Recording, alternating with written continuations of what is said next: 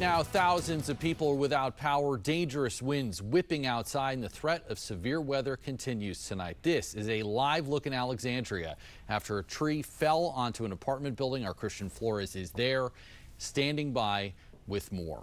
Thank you for being with us here at 11 o'clock. I'm Josh Chapin with the rain mostly in the rear view. Wind is now a major concern. The D.C. Metro under a wind advisory right now. Steve Rudin has been tracking this weather maker all day. He is in the First Alert Storm Center there with the very latest. Steve. Hi, and the good news, the worst of the severe weather is now over with for the metro area, although it will stay windy and breezy overnight along with a bit of wet weather. Here we go. I want to take you over to Calvert County, where just about a half hour ago we did have a tornado warning for Prince Frederick. That is now long gone, but the wet weather continues across most of the area. Nothing that's terribly heavy as colder air begins to surge in from the west, and we are looking at that transition to a little bit of wet snowflakes now across the metro area over toward Gaithersburg and Frederick. Nothing that's going to accumulate, but we did have some accumulating snow in western Maryland. Heading off toward the east of us, the strongest of those storms now pushing across Delmarva and the Bay.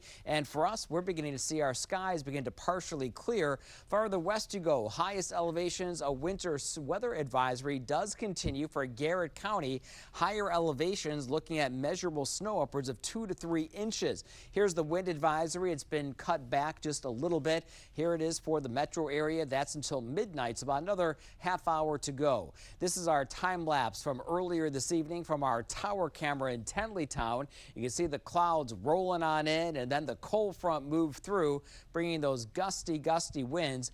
Peak wind gusts over the last couple of hours nearing 70 miles at Reagan National Airport, 66 Dulles, 62 Quantico, around 59 degrees at Andrews. Coming up in a few minutes, better weather ahead, although it's going to be on the chilly side for the next couple of days. More on that coming up in just a few. Steve, you mentioned those dangerous winds, and now we are tracking reports of some damage in our area. We want to get back to Christian Flores standing by in Alexandria. Christian, you're right off of 395. Tell us what you're seeing out there.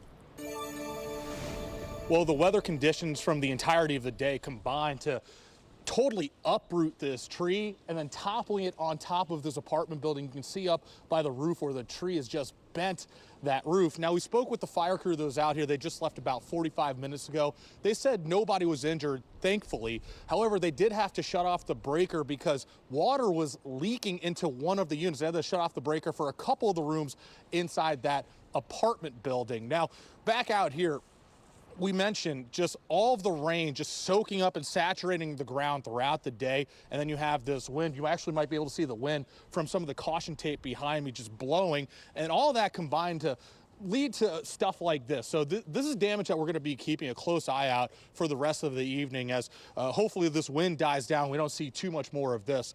For now, reporting live in Alexandria, Christian Flores, 7 News. Christian, thankful nobody was hurt in that situation. Well, on top of the damage, there's also thousands of people, as we mentioned right off the top there, without power. As of 11 o'clock, Dominion Energy reporting more than 13,000 people are in the dark in Stafford County, more than 5,000 in Fairfax, and another 5,000 in Spotsylvania County.